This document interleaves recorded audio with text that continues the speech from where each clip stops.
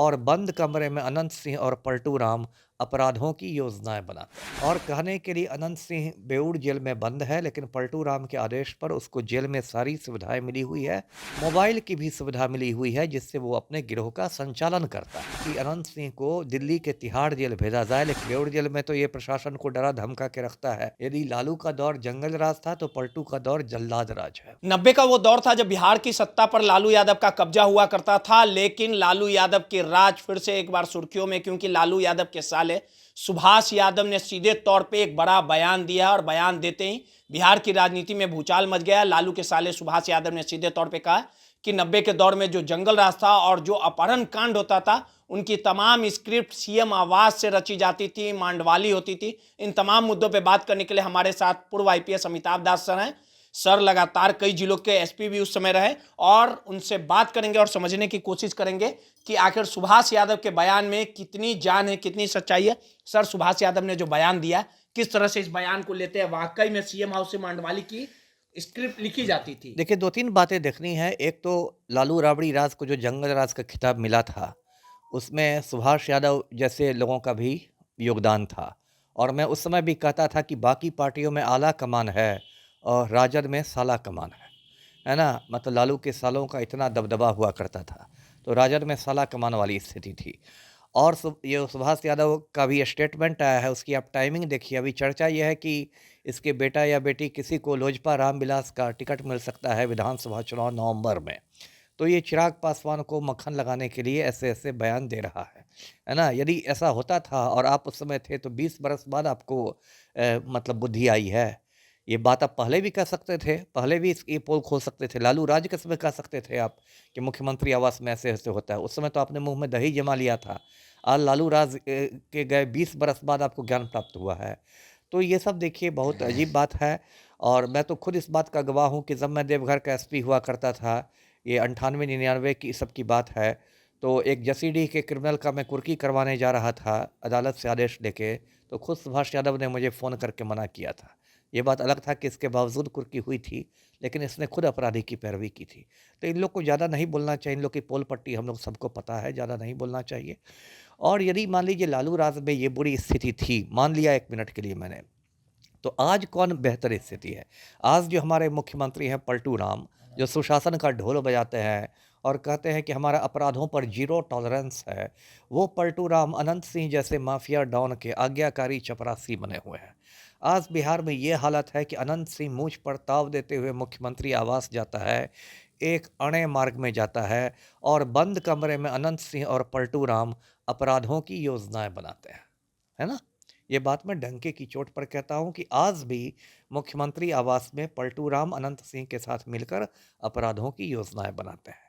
और कहने के लिए अनंत सिंह बेऊर जेल में बंद है, लेकिन पलटू राम के आदेश पर उसको जेल में सारी सुविधाएं मिली हुई है, मोबाइल की भी सुविधा मिली हुई है, जिससे वो अपने गिरोह का संचालन करता है।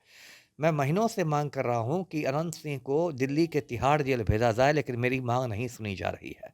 मेरा कहना है कि जब मोहम्मद शहाबुद्दीन को तिहाड़ जेल भेजा गया, जब ब्रजेश ठाकुर को तिहाड़ जेल भेज दिया गया, तो अनंत सिंह को तिहाड़ जेल क्यों नहीं भेजा जाता है? तो डर है पलटू राम जैसे लोगों को कि तिहाड़ जेल में तो अनंत सिंह की चलेगी नहीं कुछ, वहाँ तो इतना बड़ा जेल है, वहाँ आप छोटे सरकार हैं, तो पहले से बहुत मंझले सरकार और बड़े सरकार लोग हैं, वहाँ तो कुछ चलेगी नहीं। बेऊर जेल में तो ये प्रशासन को डरा धमका के रखता है, लोकल जो जेल सुपरिटेंडेंट है। तो इसलिए अनंत सिंह को सारी सुविधाएं दी जा रही है। आज की भी स्थिति वही है। आनंद मोहन एक सजा याफ्ता खूनी है, जिसने कृष्णैया साहब का खून कर दिया था, और पलटू राम उसको जेल से निकालने के लिए बिहार सरकार के जेल मैनुअल में संशोधन कर देते हैं, बिहार के सरकार के कायदे कानून बदल देते हैं, और पलटू राम फिर उसके घर जाके चूड़ा दही खाते हैं। तो आज भी स्थिति कोई बदली नहीं है, आज भी वही स्थिति है। यदि लालू का दौर जंगल राज था तो पलटू का दौर जल्लाद राज है। जी। लेकिन सर, जेल में फोन अनंत सिंह के पास, इसका कोई आधार है कि? आधार है, मेरे अपने सूत्र हैं, आधार है ना? और इसलिए मैं डंके की चोट पर कह रहा हूँ कि अनंत सिंह को जेल में मोबाइल की सुविधा है, इसलिए मैं लगातार उसको कक्षपाल की भी पिटाई? कक्षपाल की भी उसने पिटाई की थी कुछ महीने पहले। वो बेऊर जेल में, ये बेऊर थाना में एफआईआर हुआ था, उसमें कुछ नहीं हुआ, क्योंकि जब मुख्यमंत्री ही अनंत सिंह का चपरासी बन गया है, तो अनंत सिंह पर कौन एक्शन लेगा? इसको तिहाड़ जेल क्यों नहीं भेजा जाता है? मैं ये बात कर रहा हूँ। पिछले साल 14 अगस्त को पटना हाई कोर्ट ने अनंत सिंह को रिहा कर दिया, तो तो कायदे से AK-47 मामले में तो कायदे से हाई कोर्ट के फैसले के खिलाफ सुप्रीम कोर्ट में अपील होनी थी, लेकिन कोई अपील नहीं की गई। तो पलटू राम तो खुद अनंत सिंह के गिरोह में शामिल हो गए हैं, तो क्या होगा बिहार का? जी। भगदड़ भी हुआ है सर प्रयागराज में, दिल्ली में। अब वो तो एक अलग किस्सा है। तो देखिए, कुंभ ने तो लगता है हिंदुस्तानियों को पागल बना दिया है।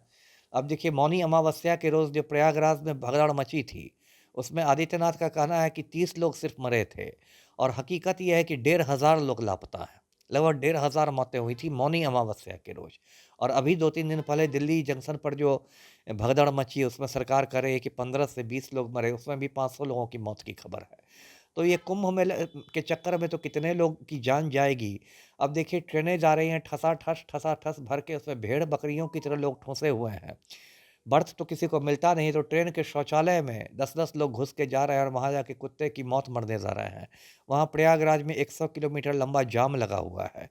तो ये क्या हो रहा है? अभी तो मुझे इस बात की चिंता है कि अभी 26 तारीख को महाशिवरात्रि है, फिर लोग पगलाएँगे, फिर लोग जाएँगे शौचालय में खड़े होके और फिर वहाँ जाके कुत्ते की मौत बहुत मरेंगे। खराब स्थिति है सर। लालू जी बोले ये सब बेकार की हाँ, चीजें हैं। मैं भी फालतू ही मानता हूँ। इस मुद्दे पर तो मैं लालू से सहमत हूँ, तो बिल्कुल फालतू है ना? कहते हैं ना कि मन चंगा तो कठौती में गंगा। यदि आपका मन साफ है, तो आपके लिए कठौती में का पानी ही गंगा जल है। भाजपा विरोध कर रहा है कि ये सब सनातन पे आप मत बोलिए। अरे भाजपा तो को तो वोट बैंक की राजनीति करनी है, सनातन क्या होता है? यहाँ ममता कुलकर्णी जाके महामंडलेश्वर बन जाती है। इन लोगों ने तो कुंभ मेला को भाजपाइयों ने सर्कस बना दिया है। कुंभ तो बहुत प्राचीन परंपरा है, सैकड़ों सालों से इस देश में होता है कुंभ मेला।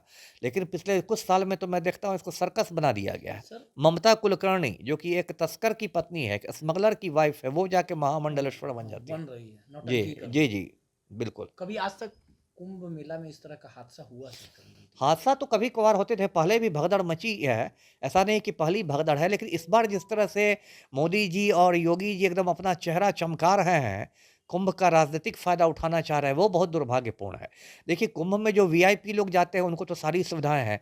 मोदी जी ने जाकर अपने पाप धो लिए, उनको तो कोई दिक्कत नहीं हुई। जो तड़ीपार गृह मंत्री अमित शाह ने अपने पाप धो लिए, उनको तो कोई दिक्कत नहीं हुई। आदित्यनाथ ने अपने पाप धो लिए, उनको कोई दिक्कत नहीं हुई। लेकिन आम आदमी जब पाप धोने पहुँचता है, तो उसके लिए तो कोई व्यवस्था ही नहीं है।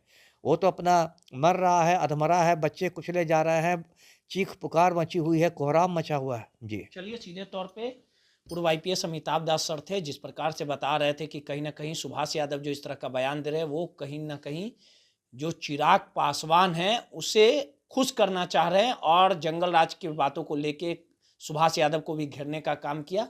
सहयोगी अनिल के साथ रोहित, दर्शन न्यूज़, पटना।